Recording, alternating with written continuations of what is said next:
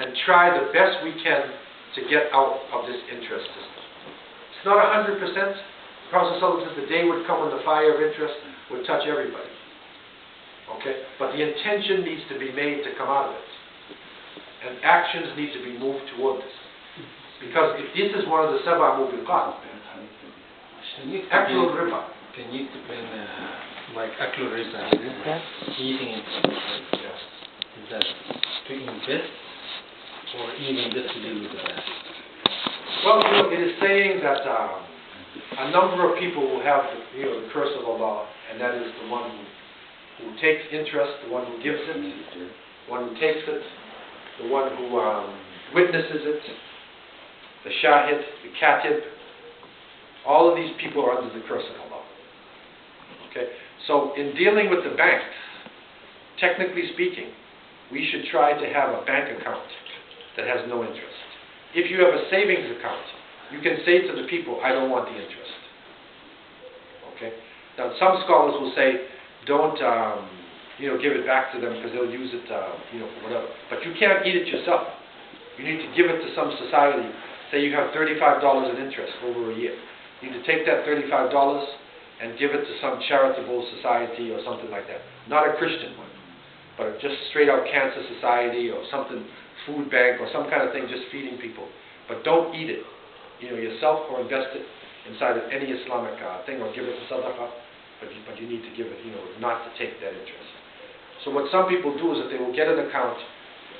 They might put their money in a checking account instead of savings, because the checking will have less interest, sometimes no interest. And you can tell them, that you don't want to, have it at all. Yeah, no, the part I'm asking about, like, I'm sure most of the people here, they use a checking account and we don't take interest on our account.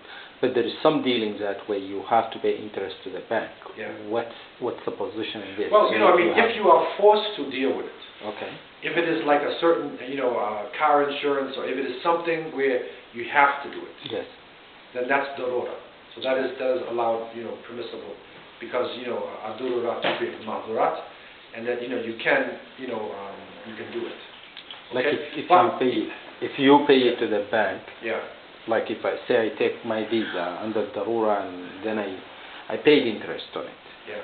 But I didn't collect it. Was that different? You mean the credit card? Yes.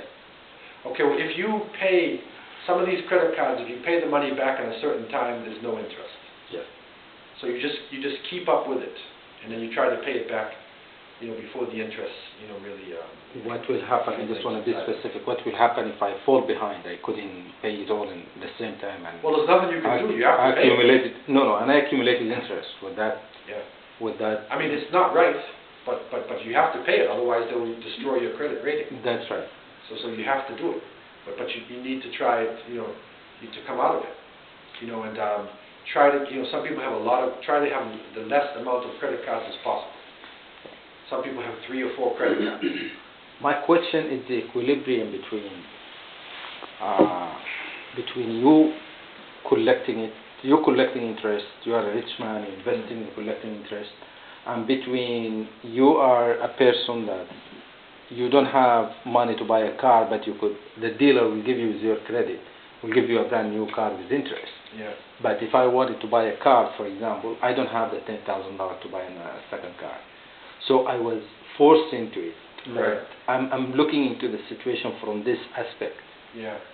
When I was forced into it. Well, the point is that you have to gauge your own situation. It could come with a house. It could come with a car. It could come. Is it darura? Is it necessity? Okay. Sometimes we get things. It's not a necessity. You see. And there may be ways around it. They even have a thing, Islamic credit union, where people put their money together, and then they're able to help people to do things by having this credit union. You can form a credit union amongst Muslims, and then you can give loans, without interest, right? But this is a problem. Many Muslims face it, even for scholarships to universities, for buying vehicles and whatnot. It is a problem. In Toronto, we have, and it's moving out this way, we have, when it comes to houses and vehicles, We actually have Islamic housing co-ops. We have Islamic groups that invest money. Okay. You know, so when I came back and I needed to get a house, you know, some of my children had a problem, the house burnt down or something like this. So we, it's Islamic housing co-op. We put down a certain amount of money. They buy the house, right? And then you buy shares in it. And then, you know, you pay a rent. You know, the more shares you have, the less your rent is. And then you pay back until you finish your payment. And there's no interest. So it can be done. And some of these co-ops do exist in Canada. I don't know how far they reach us. I dealt with that. In Edmonton, did you deal with it? I dealt with it in Calgary. In Calgary. Yeah. Yeah. So they're not perfect. There's some problems in it. But at least you can feel that there's no interest. You know, and this is a struggle that we have to face. Okay. Well, in some cases, you will find even the mortgage